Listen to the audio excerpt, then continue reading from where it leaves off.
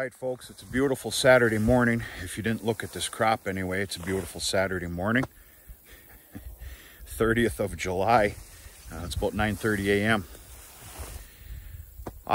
There's kind of a reason I haven't been giving a lot of attention to the sorghum crop or doing sorghum updates, because I can't bear to come down here, let alone put on a video, for God's sakes.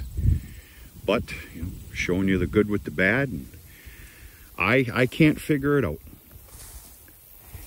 Now, I'm no sorghum expert. This is my fourth crop of sorghum I've put in the ground in the last 5 years. I believe I have excelled in sorghum and harvesting, planting, and everything else. I believe I have. I know I have.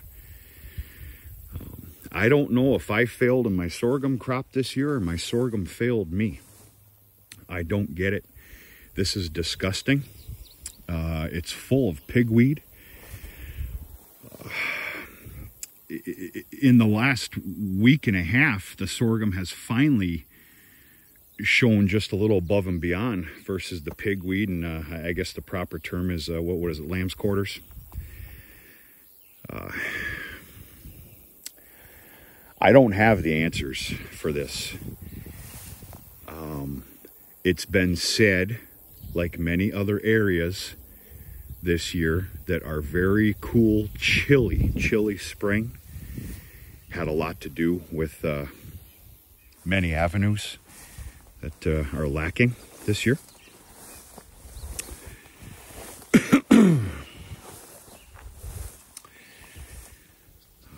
But we can't cry. We can't sit here and cry in our soup either. So this is my plan with this disgusting mess. According to weather forecast, right now as we speak, it looks like I'm going to cut this down on Thursday of next week. Normally it'd be a 3 or 4 day dry process before I even bale it for, high moisture. But I'd have to say we're only going to have probably a 3-day affair, being the condition that this is in. Our drought here is not helping. Speaking the obvious, even though sorghum can tolerate long periods of dry weather, it's not helping. You can see by, you can see everything here. Very disappointing. I went above and beyond, I believe, between tillage, fertility. There's probably over 120 loads of manure on this 18 acres, not to mention commercial fertilizer. And what I believe is top of the line sorghum seed. And we got ourselves a pretty fair failure here. So we hope for the best, though. We do what we can do. It's going to come down on Thursday. And we're going to hope for a fair second crop. I'm very dependent on it. I put a lot of stock into the tonnage that was supposed to come off of this sorghum crop this year. There is a price to pay also for excessive cow manure, and that is weeds, pigweed, everything else. But, due to history, I've always flooded, cow manure, and the sorghum always took off right away, and for the lack of better words, overshadowed anything else that wanted to come up. I don't have any other answers than that. I don't even want to be here right now, but I guess I'd rather show you this now than show you it the day that I cut it, and it being, I don't know. I'm just going to shut up. Truth of the matter is, this really pisses me off very badly.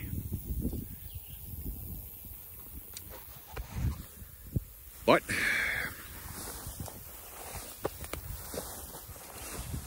do what we can do. We're going to make the best out of what we have here. I couldn't tell you what kind of feed this is going to be for the cattle with all this pigweed in here.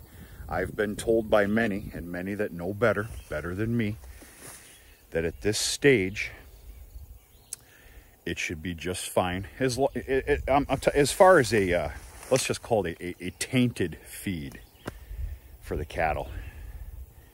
There's no threat of toxins or anything with these weeds that you're seeing. It's just, is it going to taint the feed and the cows not want to eat the damn stuff?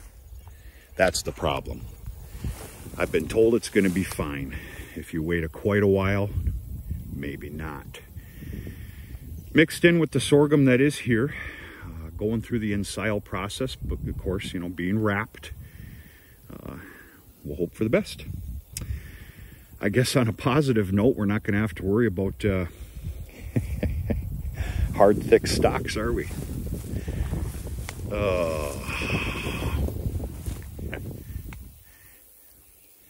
Hope everybody's weekend's going okay. Got a beautiful day here today. I do have a haymaking day today. The entire grassy alfalfa field across the highway is getting round baled to include 6 rounds around that other field, in preparation to having a clean runway of a field, so to speak, for tomorrow's square baling. Just makes life a little bit easier. And I continue to obviously need as many round bales as I can. Grazing's over. Everything got shut down. Cows are in the yard and the lot. And the hay's starting to get shuffled out. So we're living the dream here. Talk to you sooner than later.